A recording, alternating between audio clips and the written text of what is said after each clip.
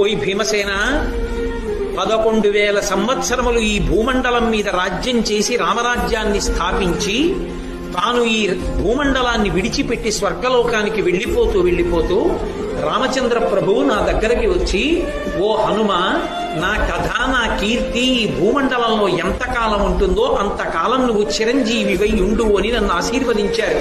కాబట్టి నేను ఈ గంధమాదన పర్వతం మీద గుహలో పడుకుని ఉంటాను. ఓ భీమసేన, నేనే హనుమంతు. హనుమ 100 యోజనములు దాటారన్నావే, నేనే. నువ్వు నాకు సోదరుడివి, మన ఇద్దరం వాయుపుత్రులం. కాబట్టి నిన్ను చూడటం వల్ల నేను చాలా ధన్యుణ్ణయ్యానయ్యా, చాలా సంతోషం పొందాను. భీముడు కూడా అన్నాడు, మహానుభావ, మీ వంటి వారి దర్శనం అవడం అంటే మాటలా? అందుకొచ్చింది ఆ సౌగంధికా పుష్పం. దేవతలు ఏది చేసినా పాండవుల ఉన్నతికే చేస్తారు. ఎక్కడ ధర్మం ఉందో అక్కడ అనుగ్రహం.